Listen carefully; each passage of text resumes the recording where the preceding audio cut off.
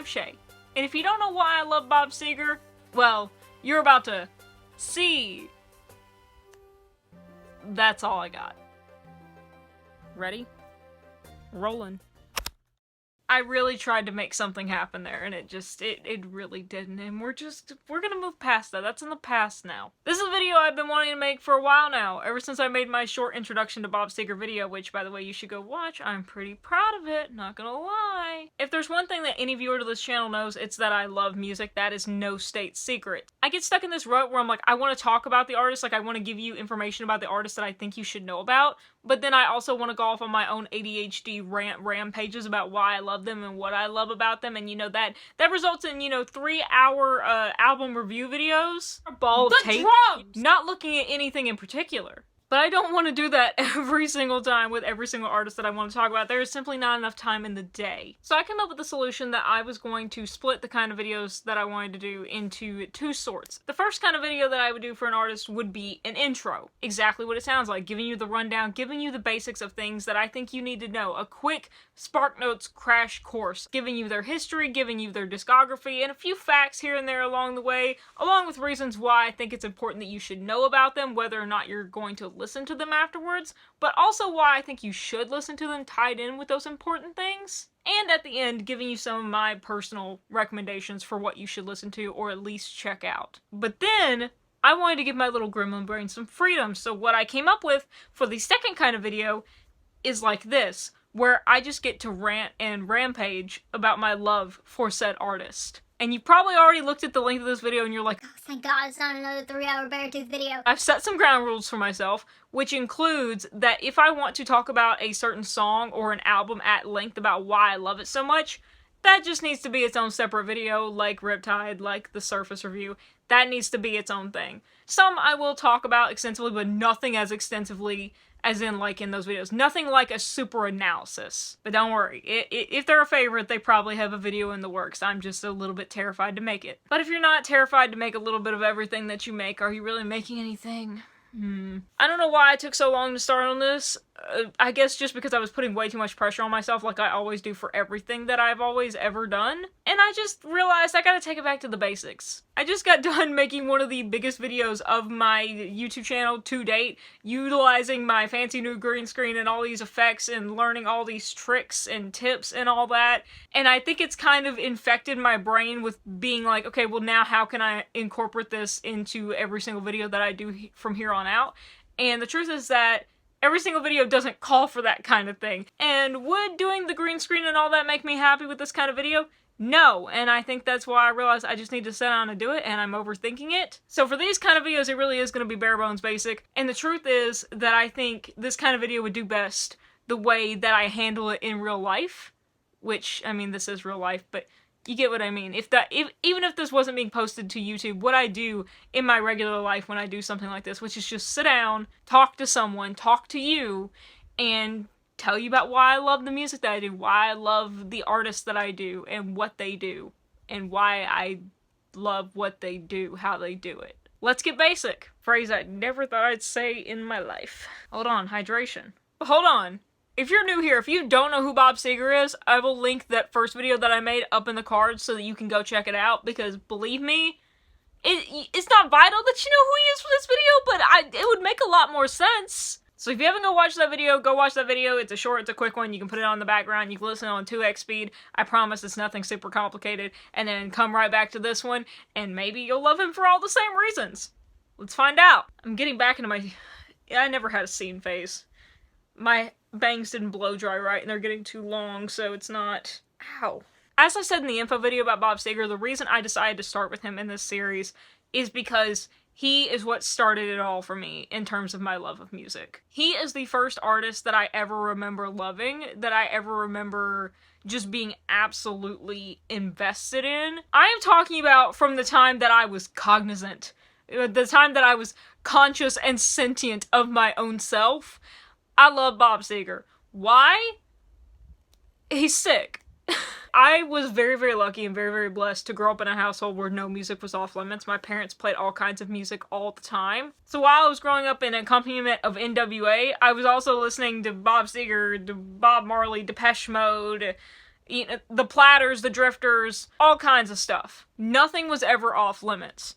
That being said, my dad loves Bob Seger, and I spent a lot of time traveling back and forth to school and stuff with my dad in his truck, and also spending a lot of time with him in the barn, and he listened to a lot of Bob Seger, and so therefore I listened to a lot of Bob Seger, and I had this thing that I apparently did that I remember doing when I was little, but I didn't know what I was doing at the time, that no, I will not reenact it for you, you're just gonna have to trust me, is that I used to, how do I say this? I used to, like, suck in and push out my stomach in time with the beat of songs, like, to my breath, like,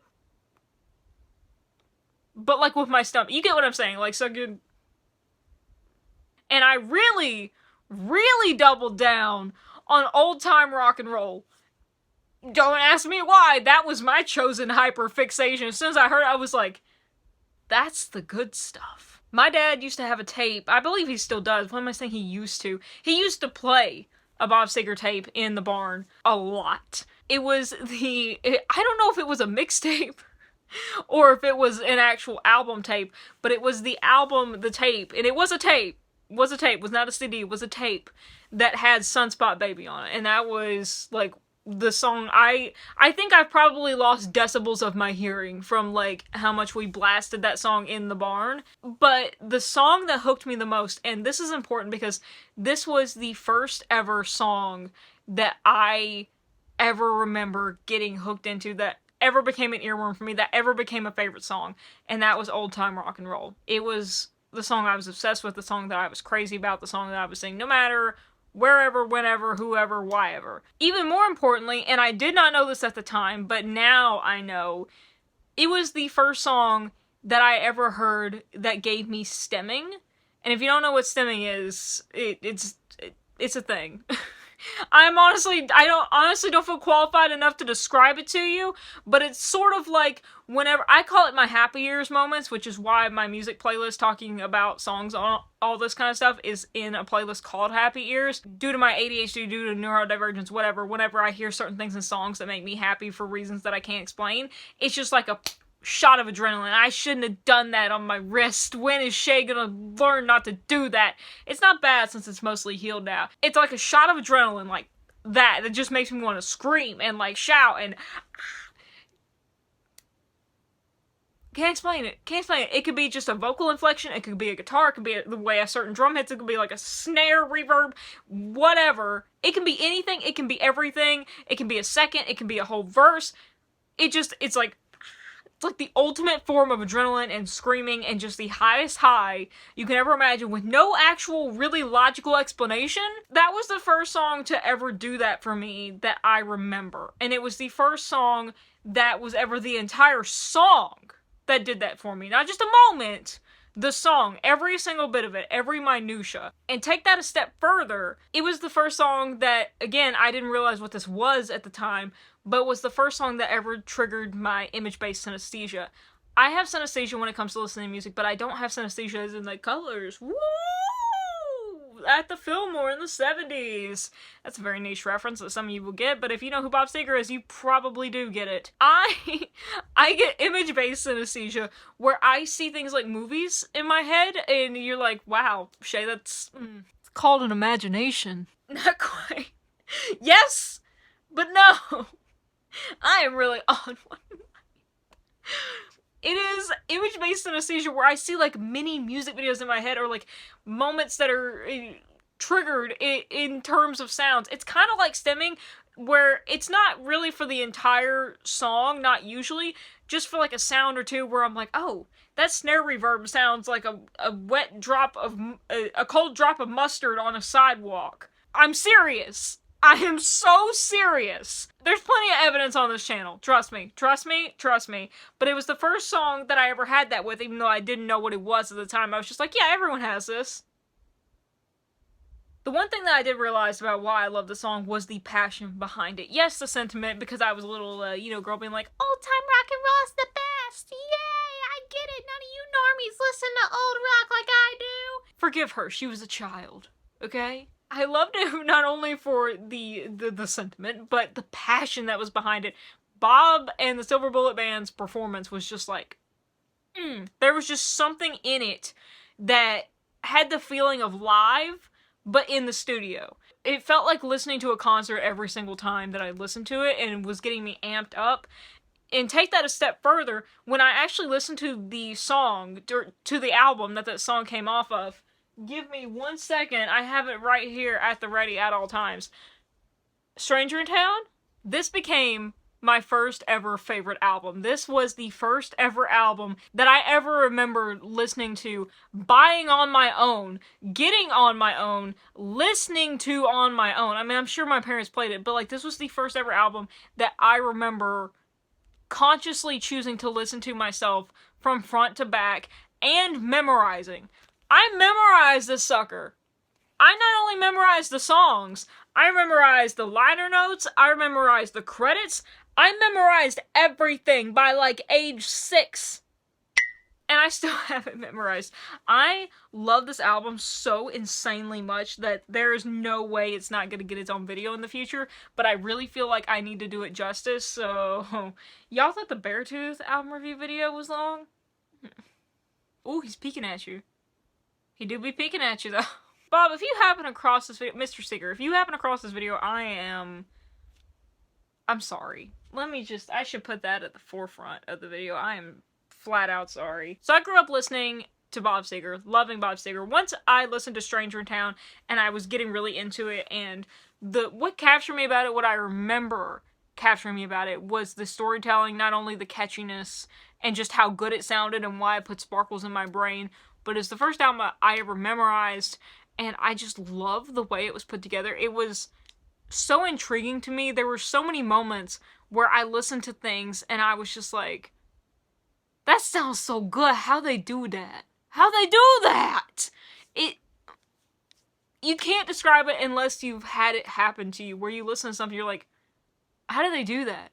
Where it made you inquisitive of not just, what did they do, but how did they do it? In doing that, like when I was like 6, the replayability was insane. The replayability on the album is still insane, let's be honest. And I started going back through his discography on my own, started researching more into his history and the band's history, and all the stuff that I was not born for, and what I missed out on, and I just fell deeper and deeper in love with it. Every single album, every single song that I came across was like a new treasure trove of information and imagination and inspiration to me. The way that Bob Seger was able to weave his lyricism into storytelling. Actually, you know what? I'm just gonna read it out to you. You're not gonna hold it against me if I just read it out to you, right? Right? Because the way I worded it in that video, I had a script. Sue me. The way I worded it, I think I actually read it straight in that video too, unlike me, because I wanted to get it right. I truly believe that there is something for everyone in his discography. Multiple somethings, actually. He's a songwriter I think is able to capture the human experience so well, from the magic and sometimes the heartbreak of memories, to being like a small fish in a big pond of a world, and so much more. He's able to write about it all. It's not just a youthful experience of music, they're not just songs about his younger years and what it's like to be a teen, there are plenty of songs about growing up, living with those experiences, learning and growing from them, but also never losing a bit of your childish joy. Bob is able to snatch moments of memories out of time and space and make them darn near tangible for everyone listening.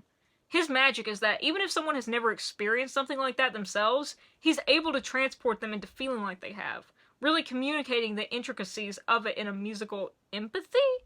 There's a reason that songs like the famous final scene, Against the Wind, Turn the Page, and Night Moves, among dozens of others, have stood the test of time and continue to be just as loved. It's because they bridge time by their foundations on the shared key, almost primal emotions explored in these songs.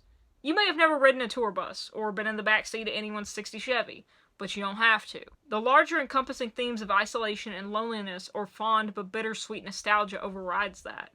It's the unspoken emotions and the details that use the narrative as their vessel to be brought into focus, rather than the other way around, that helps the songs to be so powerful. The main thing that just captured me that I remember was just his vivid storytelling. That's another thing that since I was very young, I have always been a writer. And so I've always appreciated storytelling down to my roots, down to the very bones and veins and fiber of my being. And I had never heard storytelling in a song quite like Bob Seger's. Even though I grew up listening to all kinds of music, there was just something innately in Bob Seger's music that stuck out to me. Maybe it was the way that he approached it in the performances. I'm sure that was part of it, but something innately just spoke to that younger me about the way the delivery and the performance of the storytelling in those songs. For instance, when I was like 7, I don't know how old I was, I'm guessing I was about 7, going through his, entire discography by myself. His song Manhattan, basically, it's a very, very heavy song, very heart-wrenching, heavy topic song. Like, 7 years old, I was like, Jesus Christ. But also, I was just amazed, and I listened to that song over and over. I listened to that song a lot. Not because I was like, gray and dreary and dreary. The tragedy of it, something about the angst, the delivery, the journey from here to there and how it ends. Even though I didn't really get it at the time, I mean, I got it, but I thought it was about a different tragedy than what it was about, which then I understood when I got older. But the fact that even at 7 years old, I was still able to understand what it was getting at, and that it was a tragedy nonetheless, and that it still moved me to the point of tears almost every time I heard it, goes to show that age doesn't matter. Goes to show that age is not a factor. Age is not a qualifier to be able to get the messages, to be able to get the meanings and the points in his music, in his songs and stories. And that's a very powerful thing to be able to do, is to bridge the gap across ages. And I know everyone's different, especially at different ages and maturities and stuff like that. But we're talking about me here. We're talking about me. And I got it. Y'all may not have gotten it, but I got it. That really does speak to his levels of accessibility, which I think is a point I could get into and probably will get into later on. That takes talent to be able to have that level of accessibility. It still speaks a lot to Bob's ability, to the band's ability, as songwriters, as musicians, to be able to distill that kind of message and emotion down across age gaps, down across gaps of life experience, and yet still get the same emotional reaction, still get the same emotional pull. Because that's the key. As long as you can pull those emotions out, it doesn't matter whether someone has experienced or not experienced whatever you're talking about. I think that's what all art tries to do, but in essence, it is also very hard to do. And even though I didn't have the words for it, I think it was something I appreciated as a writer myself at the time, as a burgeoning writer, something that I kind of understood in my own mechanics that I was trying to develop, even innately, even if, like I said, I didn't have the vernacular for what I was doing or what I was trying to do. I think that maybe I had an understanding of it as someone who was trying to be a writer, someone who loved writing. I memorized more and more of the albums. I was very dedicated in my research. It really got me started in my love for music and researching the artists and the people behind the music that I love. Also, just made me realize how much I love music in general, because I was like, this is amazing. Like, nothing ever gave me the feeling like music did. And it all started with my recognition of the intensity of my love for the music that Bob Seger made. Nothing ever got me hyped up as much as music did. Whenever I first got into middle school and started delving off into my own music taste as an artist that my parents didn't introduce me to, we're talking about like screamo, metalcore, emo phase, Bob Seger was still top of the top. Part of because it was so core to my being, so core to my development, yes. But there was something that, because I still love classic rock, I did not reject my roots. But Bob Seger was still the cream of the crop. And he was sort of the benchmark, really, for how I looked at music in general. Not just because it was when I was like, oh my god, I love music, this is the best thing ever. I realized then, in middle school, something that I loved so much in his music was the liveliness of it. Even the studio recordings sound like they're live. They sound like a live performance. They have the energy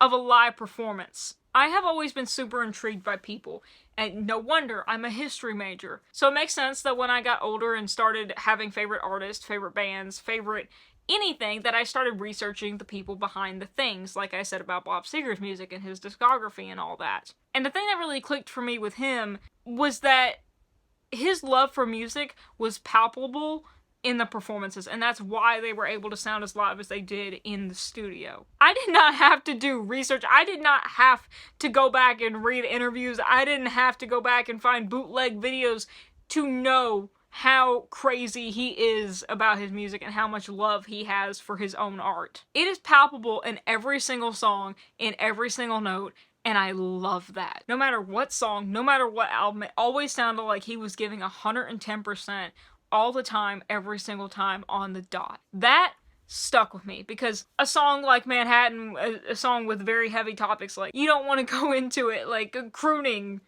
you know, passionately, like, ooh, because it won't sound authentic, right? Or you have certain ideas that you want to do with certain songs, with certain stories that are more fitting than others. You can't do the same thing every single time, or it's not going to be genuine, or it's just going to be weird, and it's not going to fit. It's going to be like, why?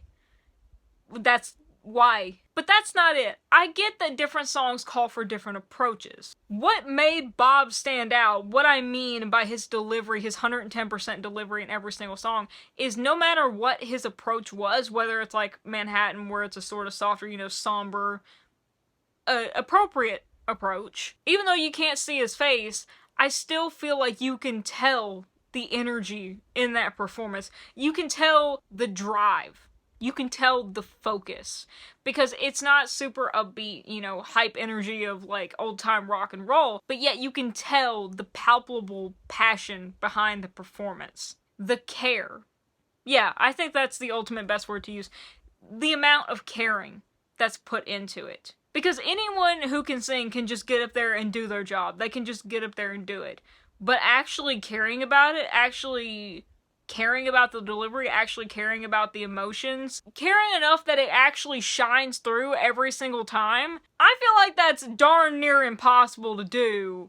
Yet somehow, in my opinion, Bob Seger does it every single time. And I think that's what really stuck out to me, was not only just his energy, you know, in the performances, making it sound live in the studio, but I think it's really the caring behind it, really the giving a darn, being excited about what he does. That's what made it sound all the more livelier, rather than the energy focused part of it. It made you want to pay attention, because it's not something that is just like, oh yeah, that's a song going on in the background. It sounds more lively, like someone's in the room with you, because there is more focus in that delivery. There's given a darn. And it is so refreshing. It is so inspiring to hear someone who cares so much about what they do, and not only cares so much, but loves it and seems all the more excited about it every single time. To me, there's nothing I love more than seeing someone get excited about whatever they love to do. And I feel like you can hear that with every single Bob Seger song. That's why I think Bob Seger was the cream of the crop, was not only nostalgia purposes, not only because of the amazing songs,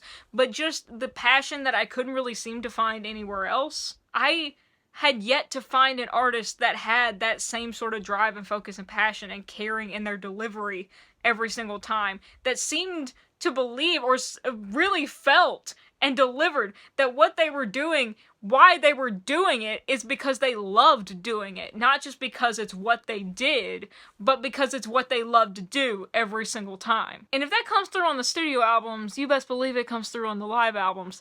My life changed forever when I listened to Live Bullet for the first time, and I mean that incredibly seriously. Live Bullet changed my life.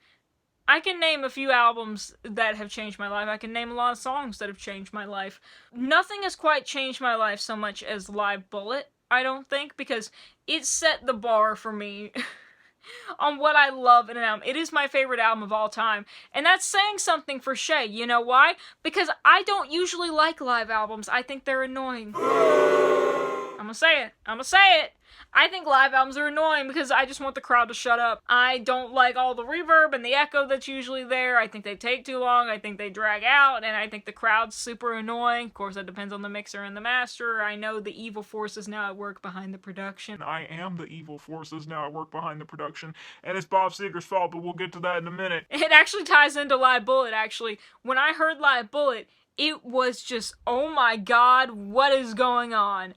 I have never wanted to travel back in time so badly. If I could travel back in time in history, I would see two shows. I'd see The Clash in a few shows, and I'd see the live performance of Live Bullet. That's my number one. That's how much I freaking love it. It set the bar for me on sounds, on stemming. It was when I was first beginning to discover what stemming really was, even if I didn't have the vernacular for it. It was when I was beginning to embrace my intense passion, let's just call it that, for music, where I would scream louder than anyone at concerts. I would thrash around where people thought I was having a medical episode, and people would back away from me at concerts, because I was just so into it, so viciously, just bruh.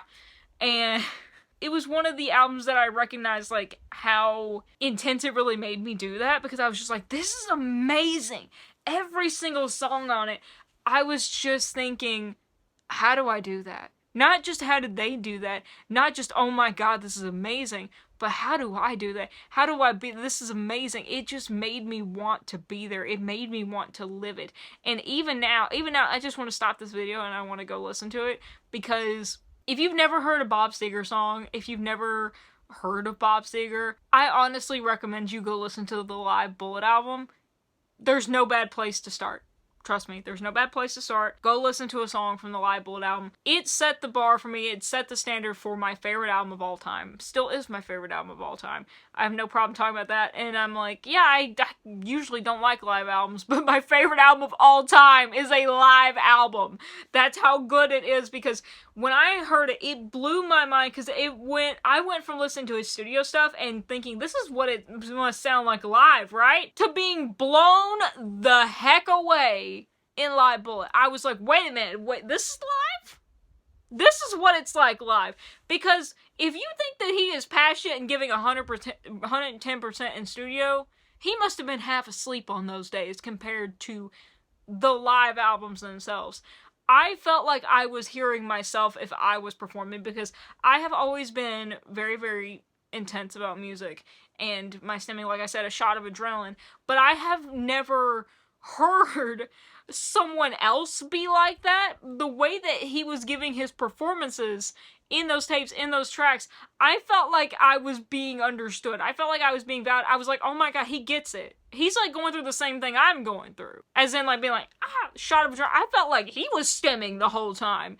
And it was such a refreshing thing, like I said, to be like, he's not just doing it for fun. It's not just like, oh, rockstar life. It's not just a byproduct of, like, I'm doing this thing, and oh yeah, like, I love it along the way. Like, no, he's doing it because he loves it. Maybe it was just what I was listening to. Maybe it's what I was just researching and stuff. But it was the feel of it that felt different from anything else that I had listened to at the time, modern or past. I had not felt or heard anyone who sounded like that, especially live, who was just every bit as enveloped. It just lived, really lived, was living his art, was living art. There was no performance. It's just, that's how he was. That's him tonight. It wasn't about putting on a show. That was just a byproduct. It was about having fun. Just doing what he loved, doing what he wanted to do. And what he wanted to do was what he was doing. And it seemed like he felt that he was so insanely lucky to be doing what he was doing. And so he just give it his all because it gives him joy to do so. And that really spoke to me as someone who has always had such vivacious energy, especially when it comes to music that no one else has ever really seemed to understand or to be able to relate to, especially back then, you know, when you're a middle school kid, you feel outcasted by everything and everyone. I was like, this person really gets it. They freaking get it. And they not only get it, they deliver on it every single time, and they're able to bring all of us into it too. Also, don't get me started on the drumming on that album. But that album really just set the stage for me for what I love sound-wise.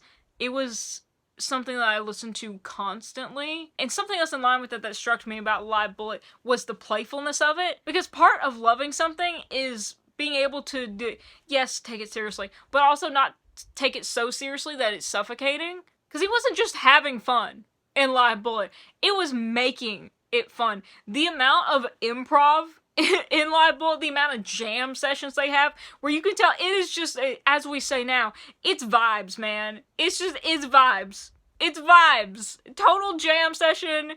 Let it rock. Stop it. Stop it! Let it rock. Stop. Stop. Stop. Go listen to Let It Rock. Go listen. It gets me so hype every time. It just... I'm trying to stop myself so much from going into a tangent about life. It's getting late and I'm getting goofy. So it really stoked my passion for sounds. It really stoked my passion for just music in general and being like, gets it? Gets it? He gets it. I'm not alone. Look, I'm super hype about music and I got someone who gets it, so I must not be so crazy after all. Music is sick. And so is this album. And that's the album that got me started thinking about, what do I gotta do to make those sounds? Because I listened to those albums so much over and over that I knew them front to back, that I knew every single millisecond, that I knew every single drop of a reverb, that I started close listening to other things, that it got me started appreciating close listening of other artists, of other things, of noticing other details, and that I loved it, that I loved doing that. So the whole 3-hour review of Beartooth, the whole 30-minute video of Riptide and stuff, you can blame that on Mr. Bob Seger. He's the one that caused this chaos. Don't worry, Bob, your videos on your music are coming. But it's what got me started in being like, oh, I love doing this, and like, it's what got me started on thinking, feeling that like I have a talent for it, but mainly that I love doing it. And that was the most important thing, is loving what I was doing, and that needed to be my why of what I was doing.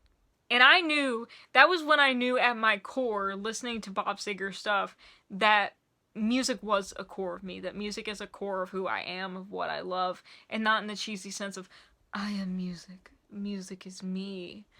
But also, yes, because literally without music, I don't know what I would do.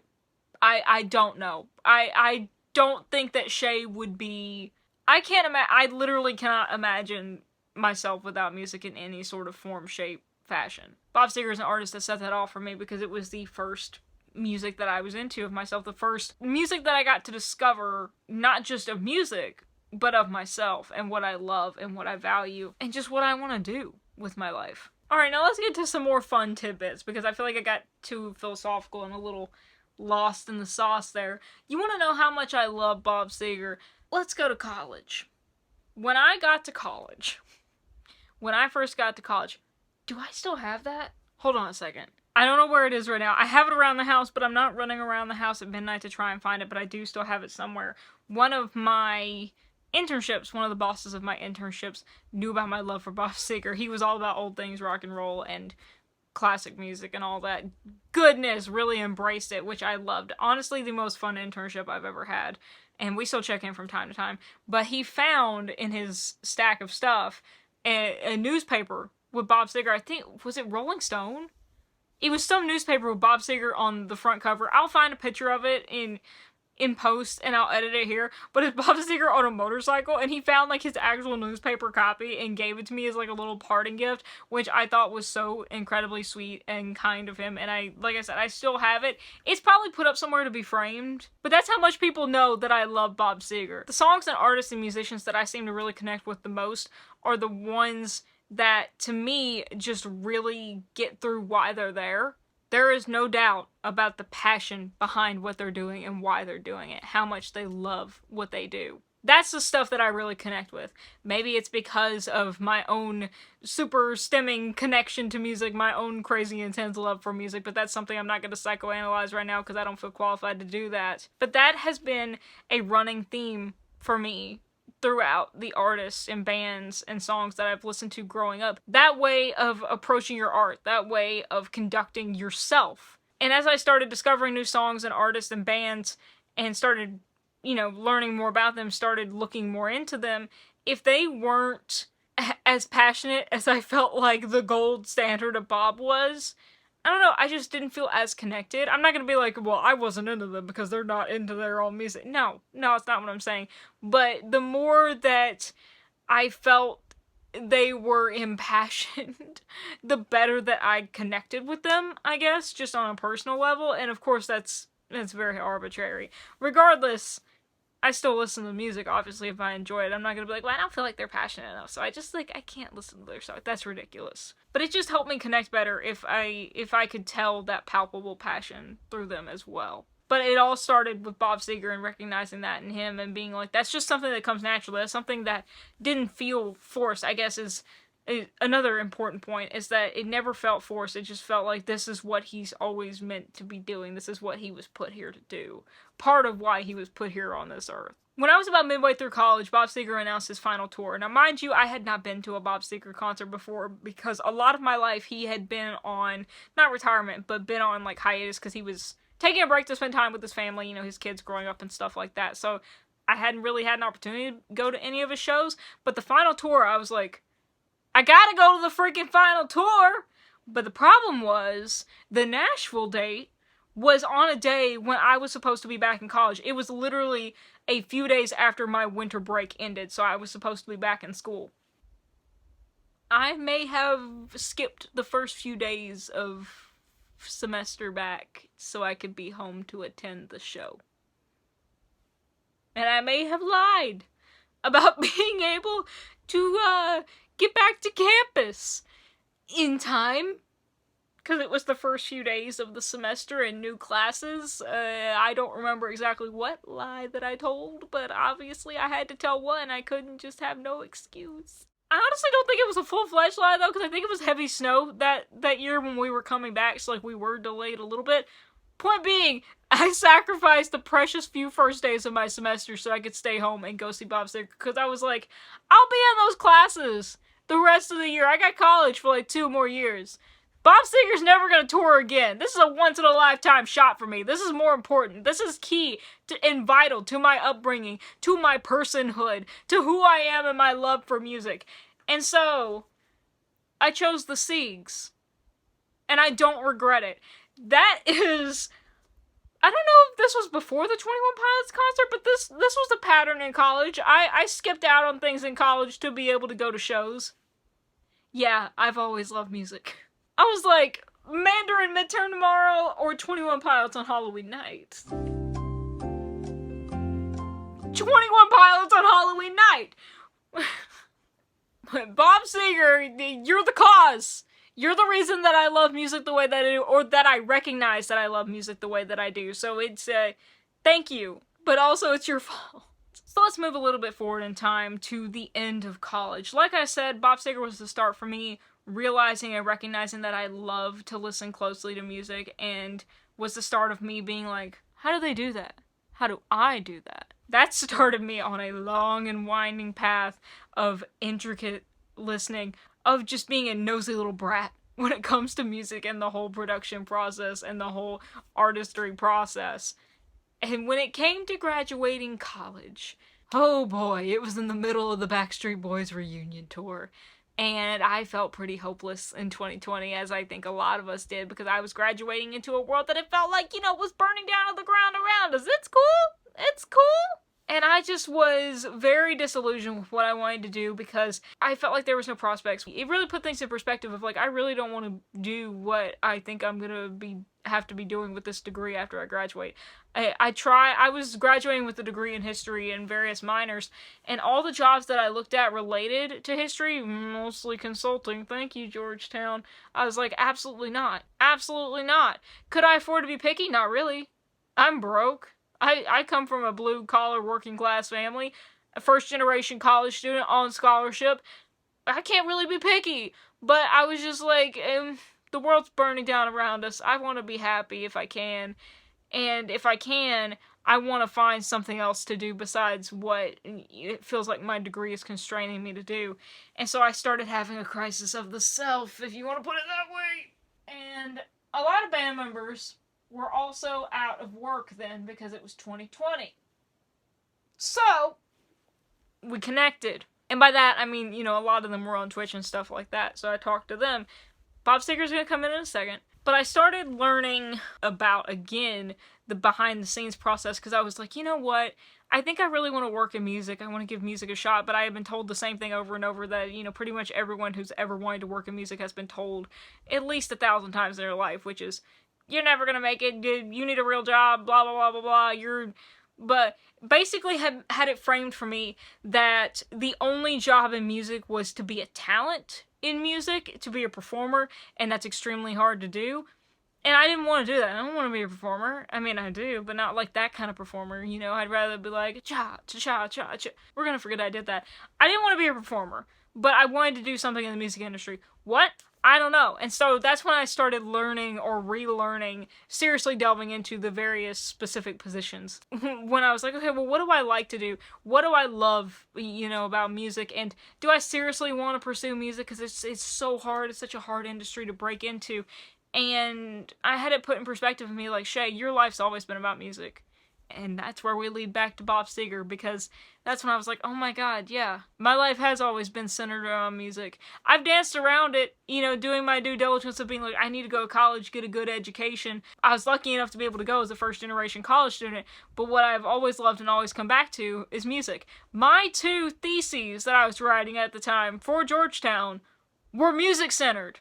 So my life's always been centered around music, and it's because of that first love of Bob Seger and his music and the passion that ignited in me, that my world really cemented around, and helping me to recognize my own passion, my own love for it, my own skills with it, helping me to develop and really hone in my skills, like that of intricate and close listening, like I was saying, that I was like, oh, okay, well, what can I do with that? And that's when I learned about engineering.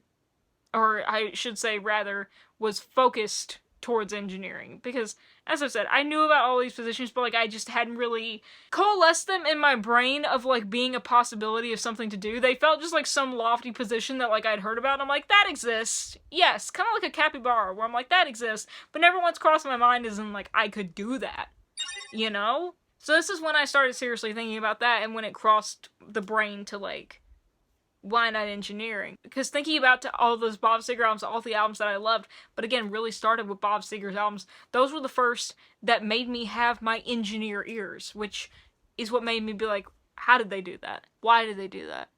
How can I do that? And there's something that engineers say where it's there's always an album or always a song that you hear that it feels like you'll be trying to make a sound like that for the rest of your life. I've talked about that with a couple of Beartooth sounds and Beartooth songs, but really, most of those sounds for me come from Bob Seger albums or Bob Seger songs. And that's when it all started, was back then. That was a core of my being. That was a lot of seeds in the ground. Yes, I've developed and grown on my own and, various experience and other artists and bands that I've learned. But Bob Seger and my love that I developed for his music is what centered me around that and really started planting the seed to help me grow into what I've become, really helped me find, like I said, and hone my love for music, put a visage to it. Because when I was little, I didn't understand the depths of emotions that I was feeling. I didn't understand why I got super hype or adrenaline, whenever I heard something that now I know is stimming me. But when I heard Bob Seger do it and his performance, I was like, that me! That me! He get it! And that excited me. I saw myself in that, and it validated it for me, and it really normalized it for me, and being like, hey, this is a thing! Yes, I'm so excited about this. I love life. I loved the places that music transported me to, not just externally, getting to go to shows and getting to meet new people and getting to learn about new perspectives and new people and new places and new experiences and life through the eyes of other people who have life experiences that I have never lived or will never live, but also where it took me to internally in discovering myself and what I love and who I am and who I could be. And that love of his music, of inspiring me to delve deeper, not only into myself, but into what I love as a whole, based on the power of his own love that is palpable in his music, it inspired me to be an engineer. Also, I should make a side note here, before someone wants to jump in with the Chey lore. Yes, Caleb Shomo and Beartooth had a giant influence on me becoming an engineer as well, because Caleb was the one who was like, oh, heck, you can go Blackbird, girl. And so, yes, Caleb, this is also partly your fault.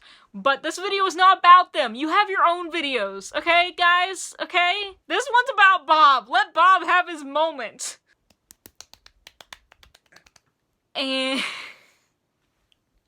I hate that I did that. That's what music makes me do. Oh well. And so I just really started embracing everything that I loved about music that I have been sort of pushing to the wayside. Not really denying, but really compressing.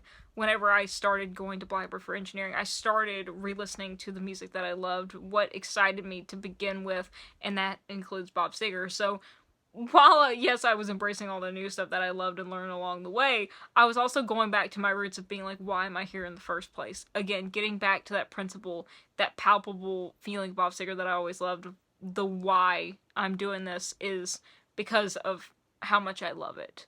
And I have a few funny moments from Blackbird involving Bob Seger and my love for him. Because this was such a part of my life that I pushed to the wayside for so long, I really did delve into it hardcore with my love for the music that I loved.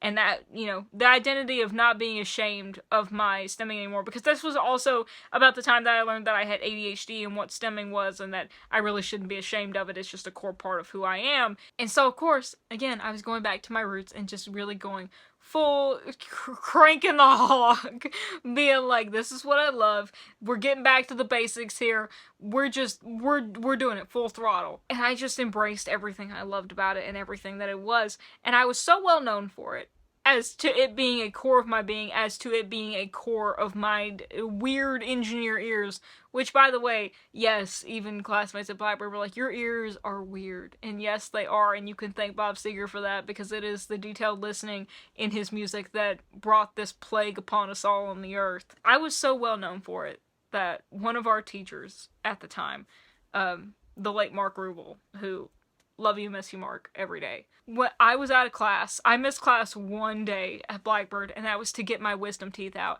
I was back the next day, by the way. But I was there! Not mentally, but physically, I was there. Well, I guess I should back up a little bit. One of the most exciting things that I learned first coming to Blackbird, whenever we were talking in our class to Mark and everyone, usually the class takes a trip to Muscle Shoals or Memphis. I have been wanting to go to Muscle Shoals ever since I was little, ever since I started researching into Bob Seger, because that's where Bob Seger recorded a lot of his albums, and that's where Old Time Rock and Roll was recorded. That's where a lot of my favorite Bob Seger songs were recorded, along with a lot of my favorite songs and artists in general. So that was a dream bucket list destination for me, and I was like, I will do anything to go on this trip. I constantly told Mark, I was like, Mark, any way you can make, of course, like, COVID was still going on, and so I was like, Mark, any way that we can make this happen, please, I understand there are restrictions, and, like, you know, there's all this stuff going on, but if there's any way we can make this happen, this is a lifelong dream that would come true for me. Like, this is the only thing I care about. He finally announced that we were planning, as it was going, to go to Muscle Shoals. And then I had to take off one day to go get my wisdom teeth out, and that was the day that they covered Muscle Shoals and they covered Bob Seger.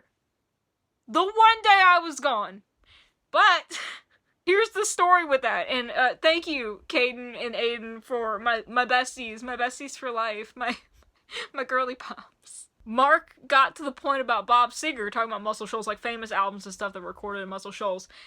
And the boys told me, they said when Mark got to Bob Seger, he mentioned Bob Seger and then immediately, like, snapped his head and looked at, like, where I sat, which my chair was empty, so it was like, recorded here, Bob Seger. And they said he just, like, stared at my chair for, like, a good 10 seconds while, like, everybody laughed, because it was just, like, dead silent, because usually, if Bob Seger was anywhere near mentioned in Blackbird, I immediately was like, yes. Full alert. I know the fun fact, I know the fact about the album, I know the song, I have a fun tidbit, or I would use a lot of songs as analysis or, like, as an answer in mixing classes and stuff like that. So yes, it makes sense that he would be like, Bob Seger.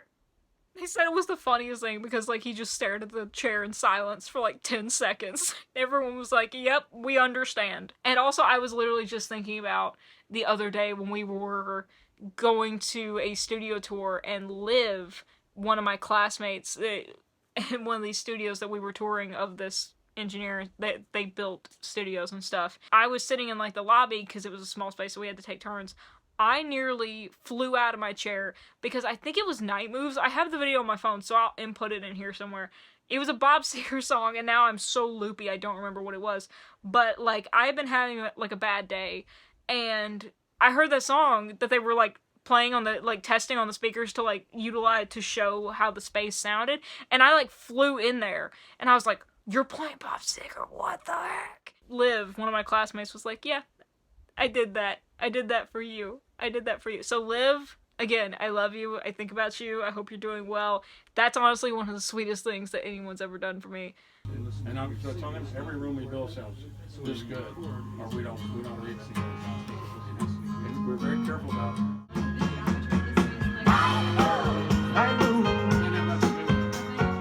Then we actually got to go to Muscle Shoals for the class trip, and it was just as life-changing as I thought it would be, and it was so special to me, and everyone knew that it was so special to me when we walked into Muscle Shoals Sound, which, by the way, where's my thingy, Madooger? Here it is. This is my YouTube journal. I got it from Muscle Shoals Sound because of course I did. It was so insanely special to me to get to go in that room where so many of my favorite albums and songs were recorded. But to be able to witness the piano that old-time rock and roll was written on, it was like a full circle Matrix moment happening for me. Because that's where it all started for me, was that song. But being able to see that piano that really is the crux of what started it all for me, the first song I was obsessed with and like memorized and really brought out my love of music, being able to see that piano, being able to meant so much to me. Personally, spiritually, it healed something in my soul. It really did. Being able to walk around the room and see pictures of my favorite artists and see, like, pictures of Bob Seger on the wall, and I was just like, this feels right.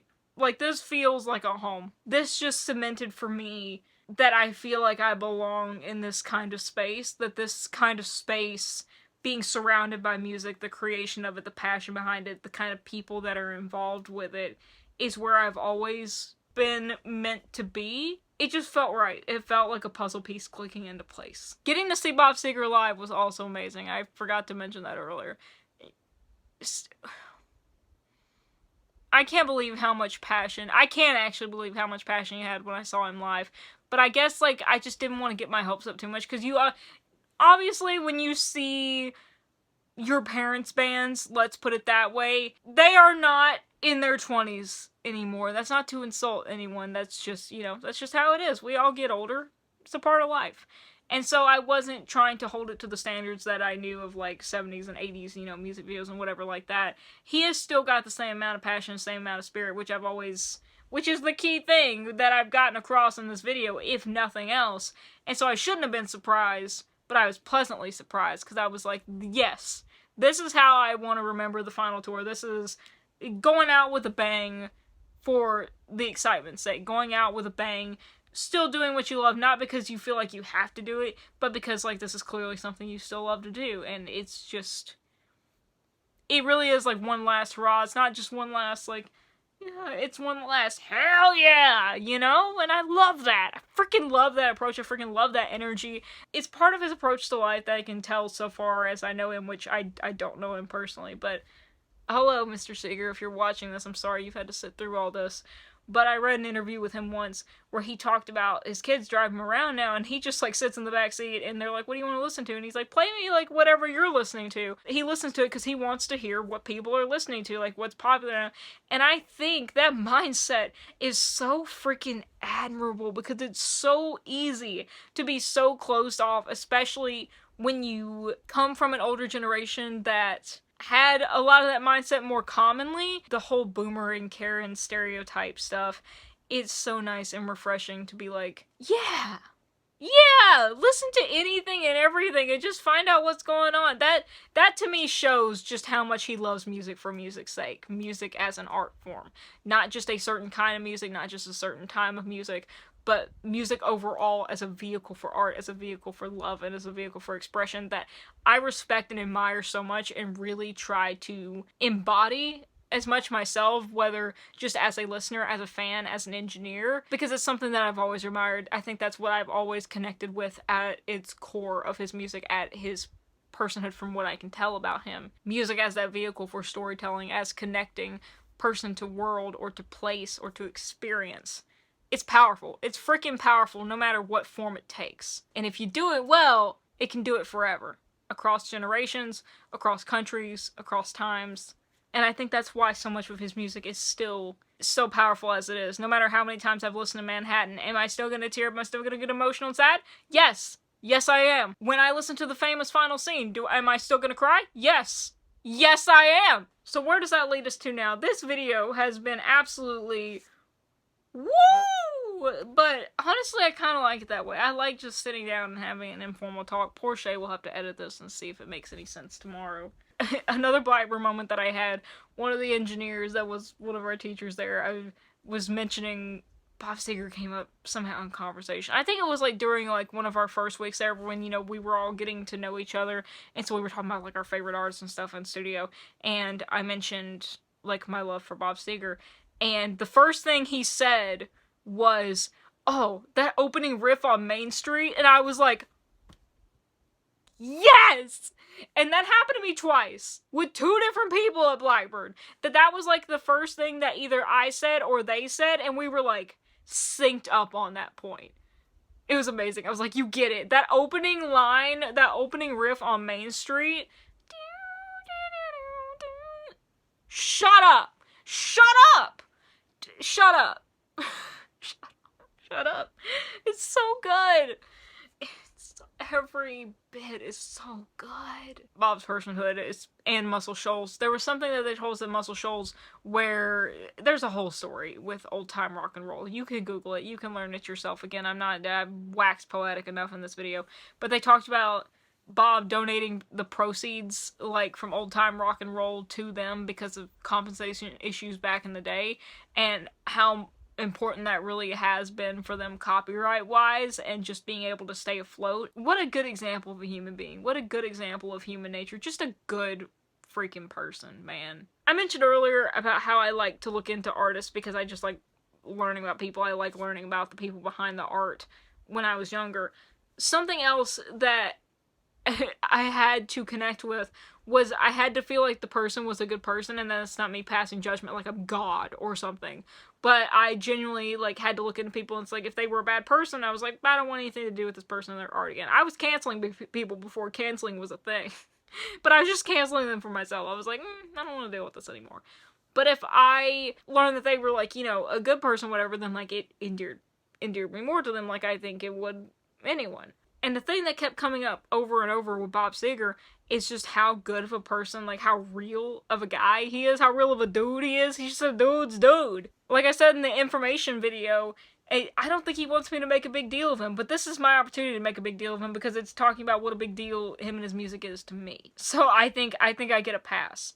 As long as I'm not inflating too much. This is just take it all with a grain of salt. It's my personal experience. The more and more I learned about him, about just being himself, following and staying true to what he loves, and being a kind and compassionate and just a true down-to-earth human all along the way, just another rare trait that makes it such a cavalcade of fresh air in terms of rock and roll.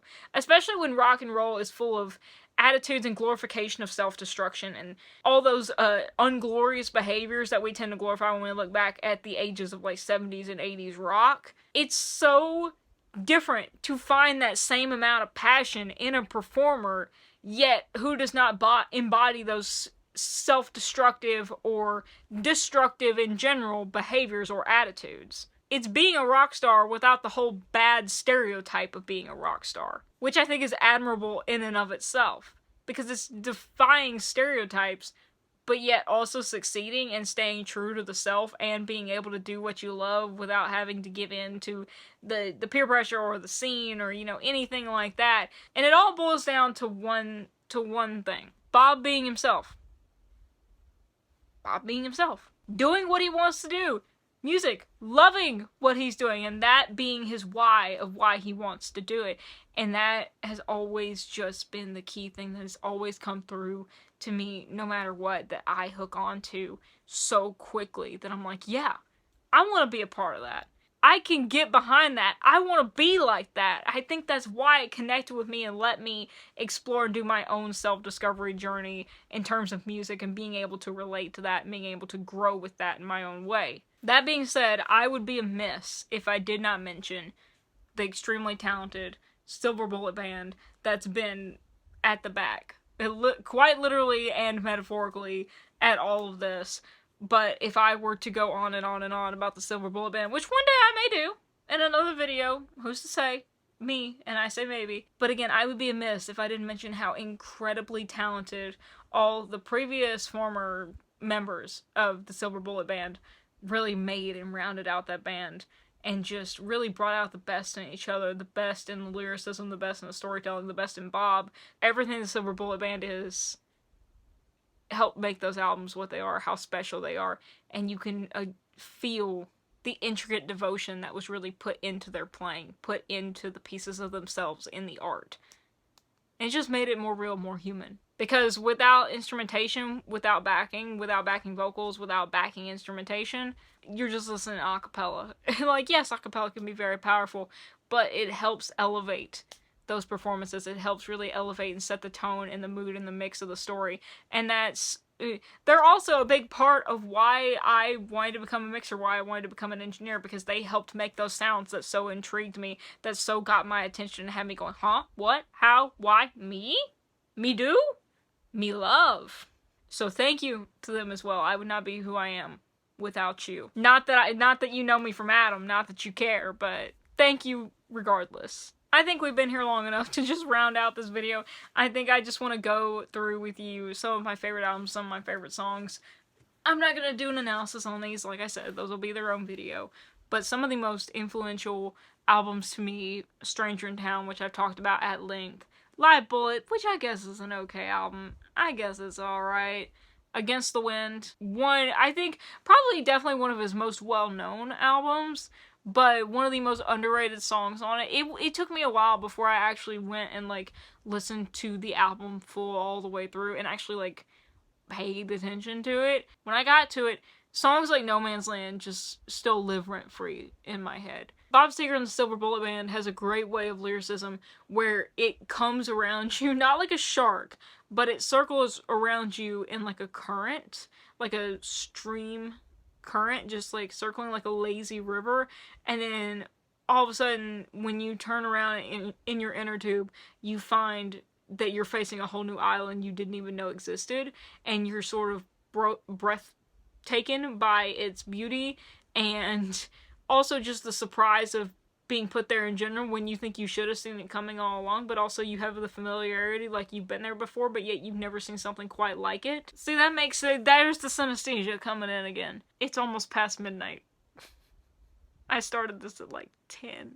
Also, another key song for development of Chey on this album is Her Strut. That is probably the song that my dad played the most besides Old Time Rock and Roll or Sunspot Baby.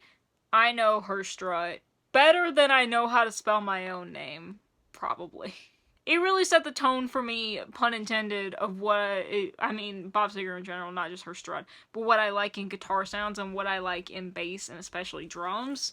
I really think a lot of these songs were key for me throughout his albums, not just Against the Wind, in me taking a partiality to guitars that sound like they're being mistreated in some way or another. Not insanely distorted, but just sound like they're, out of tune or kind of wonky.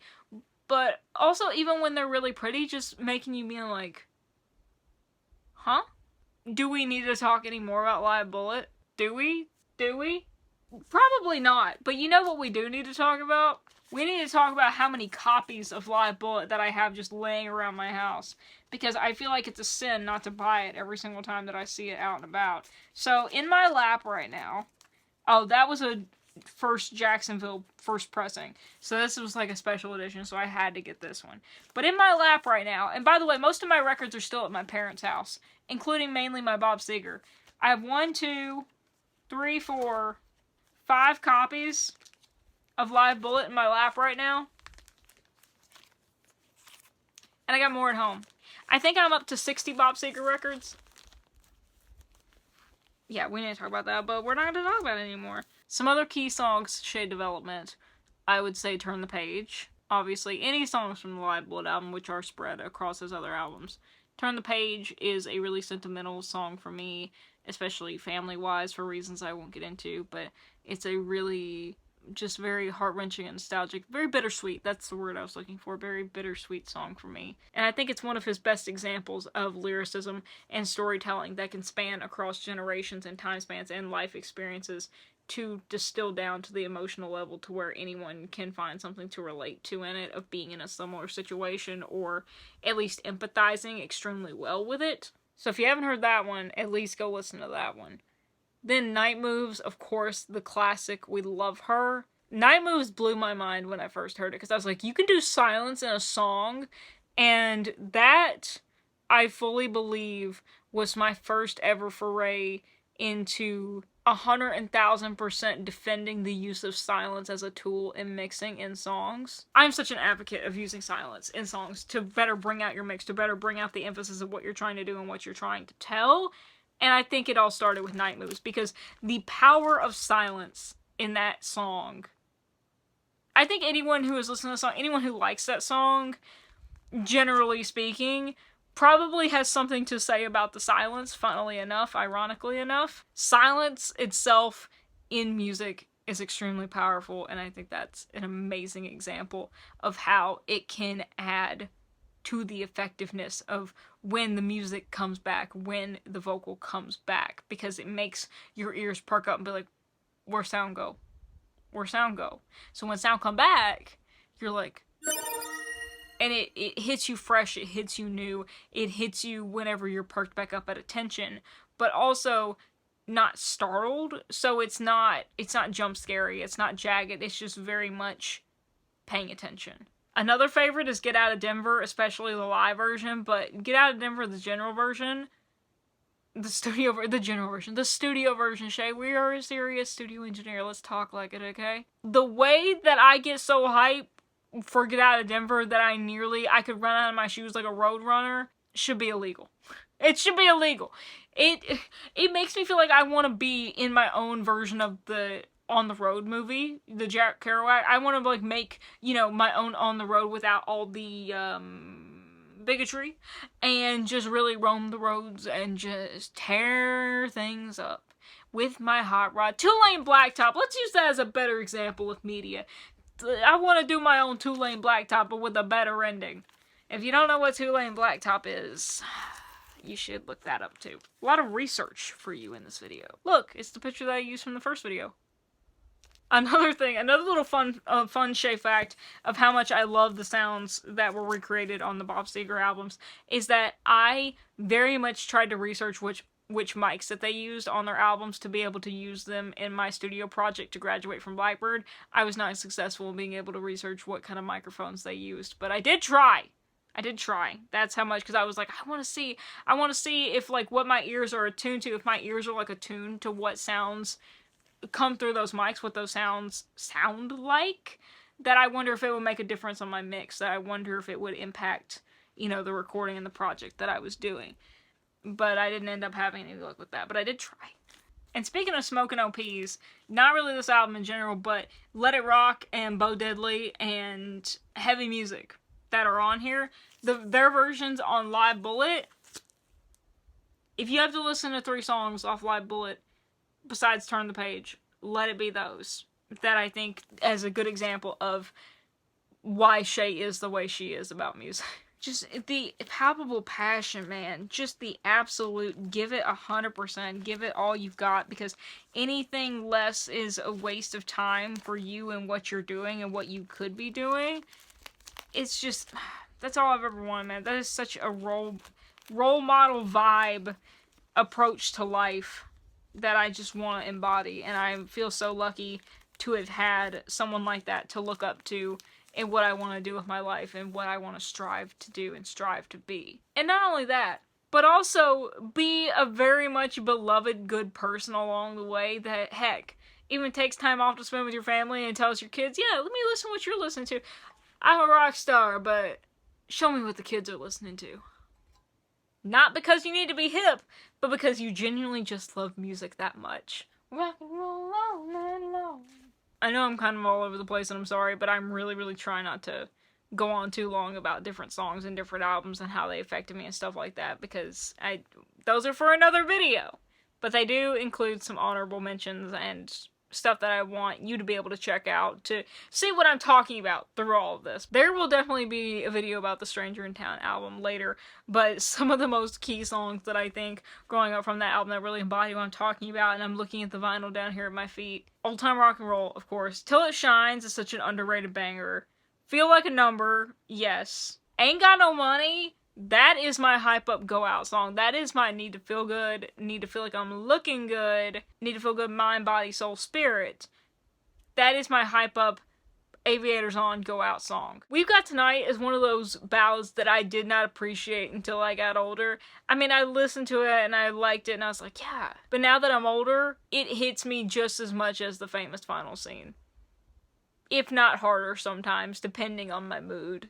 And that's something else that's cool about the power of storytelling in these songs, is that they not only age well, but they continuously age. And what I mean by that is, especially if you grew up listening to them, you grow up with them. Like you would any piece of media that you are attuned into. But this is different because it ages well, and it still touches to the human experiences enough to where, again, you don't have to relate in the most detailed, minute ways to it. You don't have to tick every box on the experience of what the song is talking about. But as you grow and as your life experiences and as your emotions grow and things that you've gone through grows, as your memory bank does, what you've been through, the more ways you can find to relate to the emotional core of the song. The different ways that you can relate to whatever is happening in ways that maybe you did before, but now to a different degree, or now from a different perspective, from the beginning, from the end, what have you. It's like a good book that you can keep coming back to over and over and discover something new every time. And songs do that too, but these allow you not to just discover something about the song itself, but discover something about you too. Because you've grown as a person since you've listened to it. You have experienced things. And what you bring to the table, how you've grown as a person, how your life has changed, lets you build on what you first got from those songs. Not just to see it from a different prism, but to see it in conjunction with the prism that you've already had and added layers upon layers.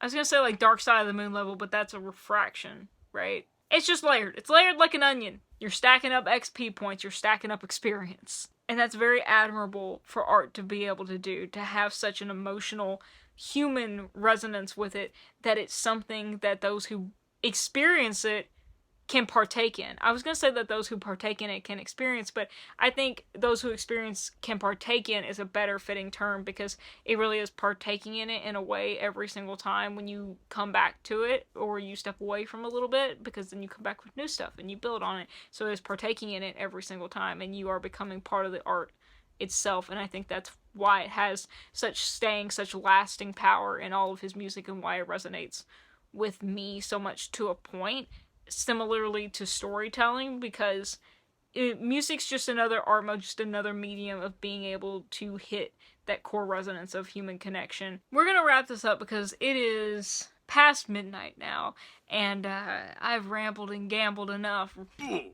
I didn't really expect that, but as I was saying it, it just became a well-timed joke. Another good... Oh wow, that just dredged up another shame memory. One of my art projects that I did in high school was based around lyrics from Ramblin' Gamblin' Man. I haven't thought about that in a while. I wonder if I still have those dice somewhere. I made a dice, like foldable dice, that each side had like a different lyric or a different drawing that correlated with the lyric in Ramblin' Gamblin' Man and Travelin' Man. One die was Travelin' Man, the other was Ramblin' Gamblin' Man.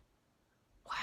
I haven't thought about that in forever. Overall, I believe the reason that Bob Seger and his music have resonated so strongly with me, not only from childhood, but to now, all boils down to the principle of love and being true to yourself. No matter what that true you looks like, whether it is spasming out over your favorite guitar riff in a song, or inexplicably, illogically screaming because you hear a vocal inflection and you're just like, that sounds so freaking good. Whatever your truth is, comes down to living it and just living a life of love. Loving for what you do, loving why you do it, loving who you're with, love the one you're with, love who you're around, and all in all, try and love who you are and spread as much of that love around as possible. It is so easy to be self-destructive in this world. It is so easy to be destructive in general in this world. It is maybe an old cliche to say it by now, but it is so punk rock to be kind. It is so punk rock to be nice. It is so rock and roll to be nice in the face of an easier choice of destruction or self-destruction. But you don't have to embody those things to succeed. You don't have to embody those behaviors to make a name for yourself, to make a legacy. Really, what matters at the end of the day should be doing what you love because you love it.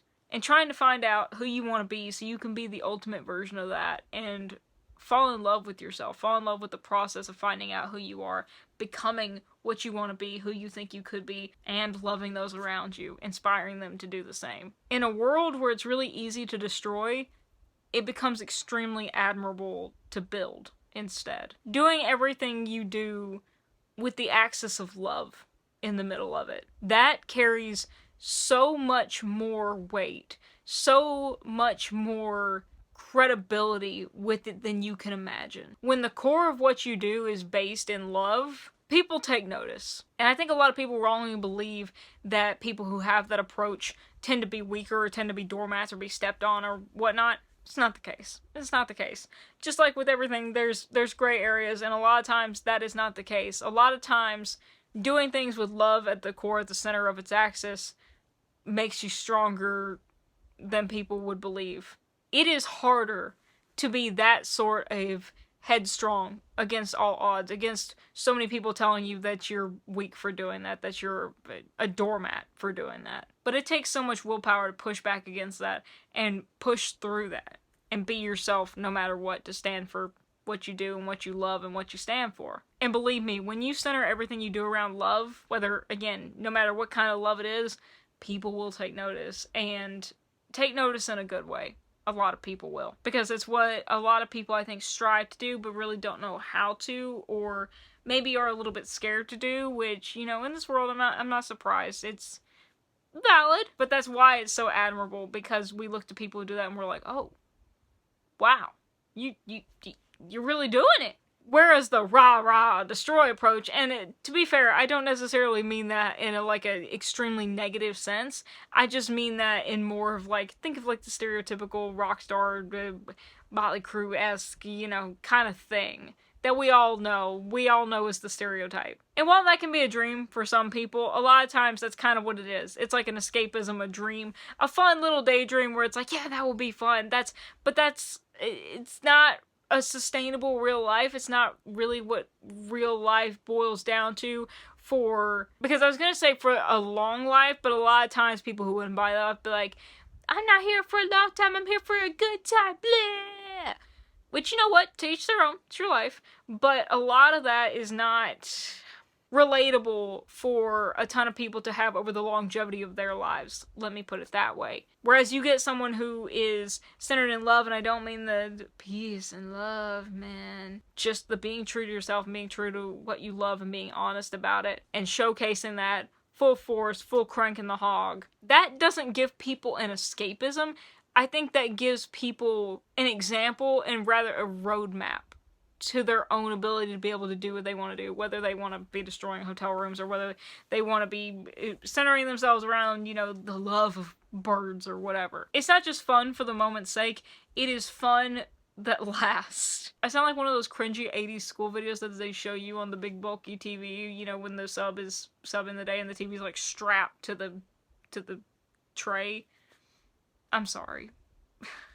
But that's all to say, I think that's a big part of why Seger has resonated so strongly with me and with so many others. That's why his songs, that's why the lyricism, that's why the performances of the Silver Bullet Band have so much staying power, have so much draw in, no matter how long it's been. No matter who, when, where discovers them. Because it's something that builds. It's something that creates. I know for me, it helped me create me. It helped plant the seeds of the rest of my life. I know I had a big part to play in it, and I did help create myself and discover myself and really cultivate myself, but I have Bob Seger to help thank for that, first and foremost, of being the little nudge, being the catalyst, being the big bang of it all, especially with old time rock and roll, and then carrying me on as I grew up and learned more about the music and more about the performances and the people involved.